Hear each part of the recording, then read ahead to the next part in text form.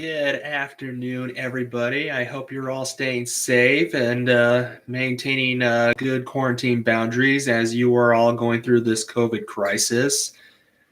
And the reason why I decided to come on here live was if there are any individuals or parents that are struggling with autism, then I invite you to watch my live video where I talk about my journey as an autistic person as I first discovered Star Wars all the way until I auditioned for Star Wars The Force Awakens. So I was 7 years old when I first discovered the Star Wars trilogy that fans have regarded as one of the most influential sci-fi blockbuster movies of all time. The trilogy that changed the way that movies were made and brought audiences a new world to discover. And I'm here to talk about how Star Wars affected an audience member diagnosed with the learning disability known as autism, and what it was like to audition for the first time. And as a general warning, you may hear me throw out some of the most cliches used, which is only me speaking from when I was a kid. All right, so first, let me give you a brief history of what it was like for me as I grew up with autism. I was 4 years old when I first was diagnosed with autism. And although my mother actually suspected me to be autistic earlier, like at 18 months, but they told my mother that I would never grow up, that I would never graduate from high school, and that I would never become independent as well. Now, there is that old saying, your greatest revenge is your success. And I would like to say that I have really surpassed that definition of success. See, I have a master's degree in special ed. I have my own house. I pay all my bills. I work.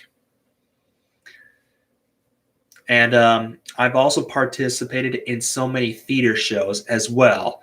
So some of the theater productions that I performed on stage was Grease the musical, Shrek the musical, Chitty Chitty Bang Bang, Oliver, Godspell, which is a musical that I was in last year.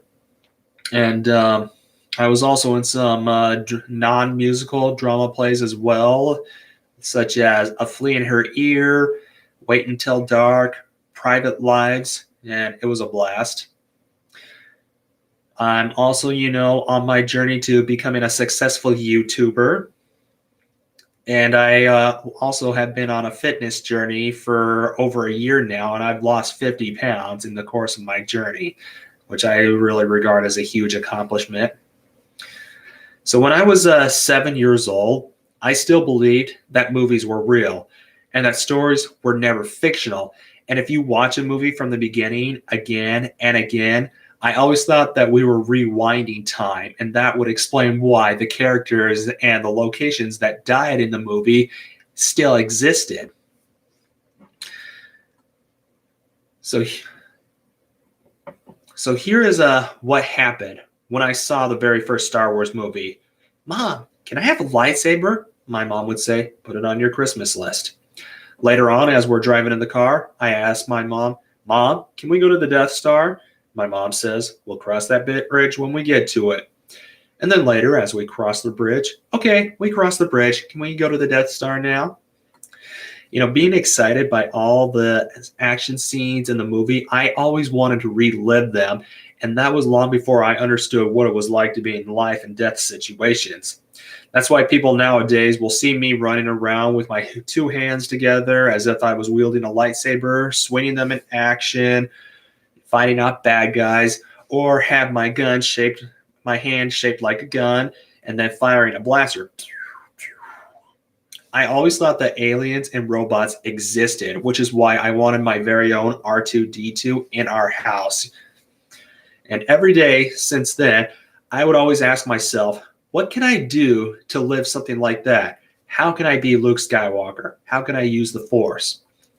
And every time I try to experiment something like hold my hand out with my eyes shut, attempting to levitate an object, or wish for bad guys to appear so that I can fight them, I just think I made myself look stupid.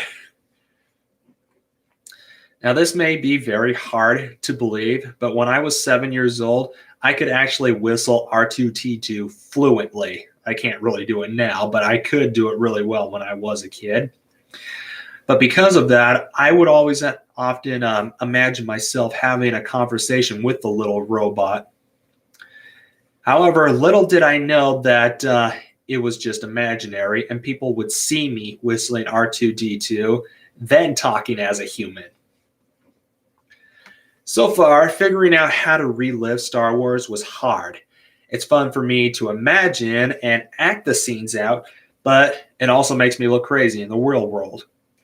Having the dream about being in Star Wars is fun and it almost feels real. However, with me, I don't always have dreams about reliving the exciting battle scenes that thrill me. It would be something about the it would always be something that always scared me. And then wasting my time on supposedly silly childhood dreams and not living a life as a productive adult. So what am I to do? Grow up and let it go? Now, getting back to me as a kid. In May of 1999, The Phantom Menace came out. And even though The Phantom Menace received lots of negative criticism, I was actually excited about it. But then again, I was also 10 years old and I didn't know any better at the time. When I saw Anakin as a little boy portrayed by Jake Lloyd, I said to myself, hey, if that kid can be in Star Wars, then I should be in Star Wars too. That's when I decided that I wanted to be an actor. Now, the question was, how do I get into Star Wars? Now, my mom was actually nice enough to help me write a letter to George Lucas. And sure enough, I actually got a nice reply from his wife. She politely informed me that because I didn't have representation, that Lucas would not be able to work with me. She also gave me a Jar Jar Binks bookmark in the letter as well, and she ended her letter with, "May the Force be with you." So that was nice to have. So then I just had to figure out how to get an agent. And I did some Google searching and found an agency department in Portland, Oregon. I wrote a letter to the person in charge. He replied back saying that he was willing to set up an interview to meet and work with me. However, because we lived 3 hours away from Portland, Oregon, my mom was not willing to drive me over. And I was just in tears because of that. I was just so devastated. And it was like my dreams of being in Star Wars were depleted. I had to let it all go. However, 2 more Star Wars installments came out, for which I was still anxious to see and thrilled like I always was. And I was 16 years old when I saw Star Wars Revenge of the Sith, which is actually my favorite installment of all the Star Wars movies. And when I saw that movie just really triggered my childhood behavior where I would yet again wield my lightsaber and fight off enemies, pilot starfighters in space, run all over the place with my adrenaline rushing, which of course looked extremely weird for a 16-year-old, but I didn't care.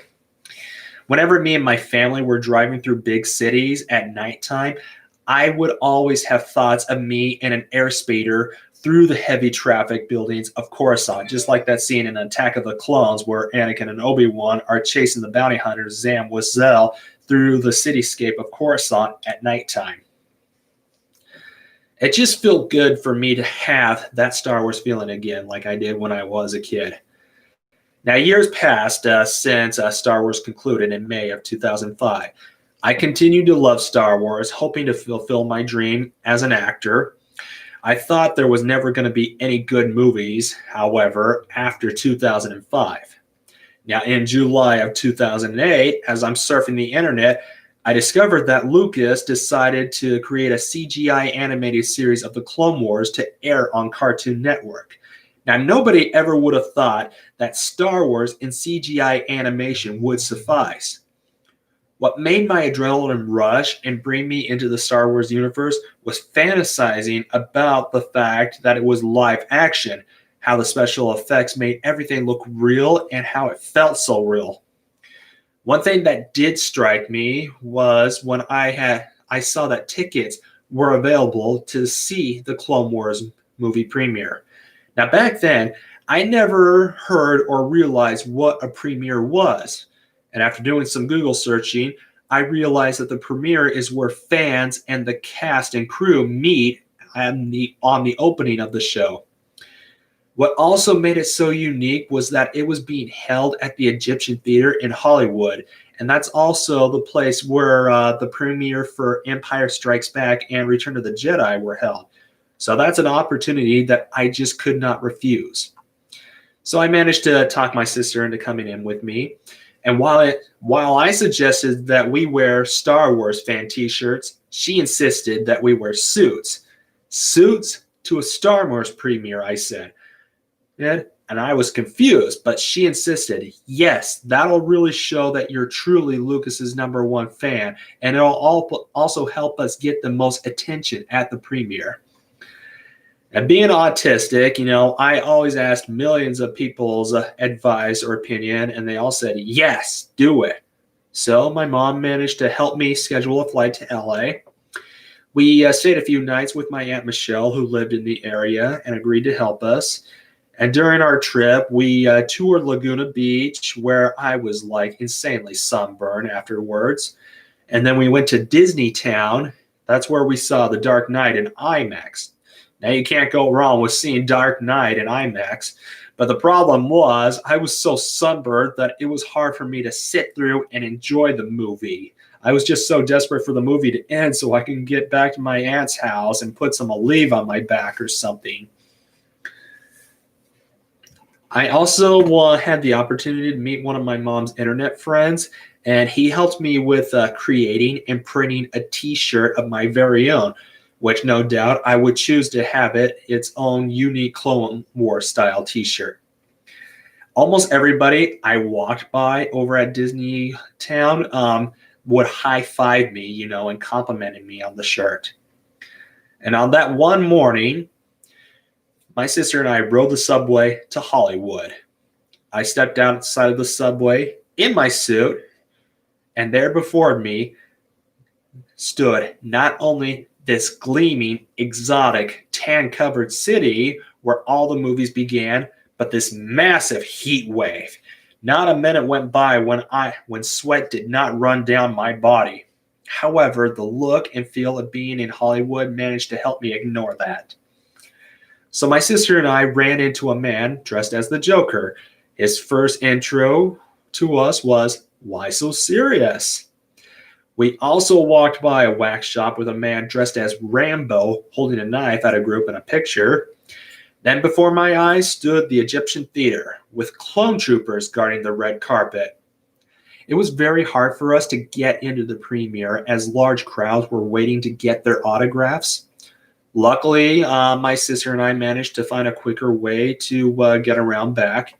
And everything there was free, like free ice cream, candy, professional photographs. I mean, what a day. Now, my sister and I had to professionally printed photographs of us with R2-D2. And I had so many pictures taken with the clone troopers. One of them was actually nice enough to let me hold his rifle.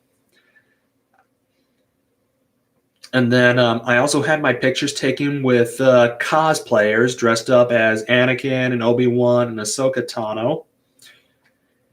We got to meet some of the actors, including Jar Jar Binks actor Ahmed Best, and then Family Guy star and Robot Chicken creator Seth Green, Matthew Wood as well, who is known for the voice of General Grievous and the sound mixer for Lucas's sound company, Skywalker Sound. George Lucas himself was also walking among the red carpet. My sister and I tried to stand as close as possible to him, holding signs that said, "Lucas is number one." We didn't get attention from Lucas, but we managed to get attention from his camera crew and others. The best part was getting my pictures and my customized t-shirt autographed from the actors. And then voice actress Catherine Tabor, who voiced Padme in the Clone Wars, even struck up a conversation with me. And then when my sister and I walked out of the red carpet, a news crew approached us asking what we thought of the Clone Wars. My sister was flustered and beet red, and she was all, yeah, we enjoyed it. All the actors were hot. Now, I actually managed to come up with a last minute speech to which camera crew set up their cameras to focus on me, and after hearing action, I spoke my mind. So that was that. With no more Star Wars left, I kept whining to my friends and family, saying, oh man, Star Wars is over. There's nothing else to look forward to. I still continue to participate in many theater productions. I completed my education course and graduated from Eastern Oregon University over in La Grande, Oregon. I had my full-time job. I was living life as a normal being, praying for a chance to relive my childhood dream. And then I got a text from my sister. Did you see the Star Wars thing? I asked, what Star Wars thing? And then she said, check your email. So I did. And then I responded, how the hell did you find that? So I had learned that Star Wars Episode 7 is now being helmed by Disney with Lost creator J.J. Abrams directing. And the news is that they were having an open casting call for auditions. People could show up to various casting agencies around the country and the UK, or they can submit a video online of your audition. I was very reluctant to do this, thinking that my chances were so slim because I am competing against thousands, if not millions of people who probably have bigger film backgrounds than I do and probably have representation. But my sister replied, I think it's worth a shot. You've been dreaming about it ever since you were little. All my friends were so supportive of this and urged me to do it. Even my former college theater professor, Craig McIntosh, citing that I definitely will not get cast if I don't try. And the best thing about this is that I can tell all my friends and people I got to audition for Star Wars. By the time I worked up the courage to say, yeah, I'm going to do it, it was near the final deadline. I was able to get a copy of the audition script along with directions on how to do your audition as far as filming it. I looked up Star Wars Episode 7 auditions on YouTube, and I'm not going to point fingers at anybody, but I just did not feel like that they were handled the right way. Some people had their hair in emo style, some laughed and giggled through their audition or rocked about while they were reading the lines. There were also videos that looked like that they were edited, like a text scroll that said, in a galaxy far, far away, this person auditioned for Star Wars, with Star Wars music in the background. I thought I was just hopeless because I did not know how to properly do the audition. Later, I came across an audition tape from Aaron Paul when he auditioned for Jesse Pinkman in Breaking Bad. There was no fancy editing, the video and sound quality was low, and all we saw was Aaron Paul sitting down, softly reading his lines, relaxed, but with expressions, not over-the-top body language where you would just protect and be energetic like you would in the theater. He just remained stationary, while casually reading his lines. I also came across Mark Hamill's audition tape for Luke Skywalker. He auditioned the same way as Aaron Paul did. Well, now that I had an idea of how I was going to go about my audition, I had to figure out how I was going to get it done. With few people available to help me since it was the end of the school term, I was up against so many odds to getting this done. I almost thought that I would have to use the camera off my iPhone and film myself doing everything. But thank God I was fortunate enough to have a friend of mine, Paula Martin, read the lines of the other character. I personally went up to her front doorstep and asked her to help me out with this. And because the reason why I asked her is because she was involved in so many theater shows. We were also in the musical Once Upon a Mattress together back in 2009. Adolf. Nice to meet you, Adolf Hitler. Do I like jazz? Well, I mean, I'm comfortable with jazz. I think jazz is like soothing, to listen to. But anyways, getting back to my story here, two of my friends that I had worked with at the time when I was working full time, Ben and Angelique, they were willing to meet with me to film my audition with their digital camera. Even though this was all being taken care of, I still kept saying, God, I can't believe I'm doing this. However, I was doing this with people that I knew pretty well, so that was less pressuring. We all met in a small room at the BMCC Bob Clap Theater. This little room was known as the Green Room. I sat stationary against a white wall. I had to take a few breaths to relax, which is actually perfect because most of the people reading the lines of the other characters never put much acting or effort into it. It's usually a test just to see us, how we act on camera, how we speak, what our personality is like. No, I do not like weed. But anyways, the point of the audition was just a test to see us, how we act on camera, how we speak, what our personality is like, and how we can act if we are not given much to work off of. So with my audition submitted, I now had the opportunity to shout, "Hey everybody, William Wehrli just auditioned for Star Wars." One thing that worried me was that I would either feel regret for not doing this or feel stupid and embarrassed for doing this. Well, good thing is I don't have to feel regret. I cannot fully state whether or not I am the first autistic candidate to audition for a major blockbuster Hollywood film, but that alone being my first one is a pretty cool for me. I don't know if I'll ever get to relive my childhood dreams. We can only keep praying and wishing. Well, thank you so much, everybody who took the time to come on here and watch this. I hope that you enjoyed my story that I shared with you. Please understand that I am here to answer any questions related to autism, or if you have any requests that you would like to see with me regarding autism, please shout out to me. And other than that, I hope you all have a fantastic day. Thank you for watching. Have a good one.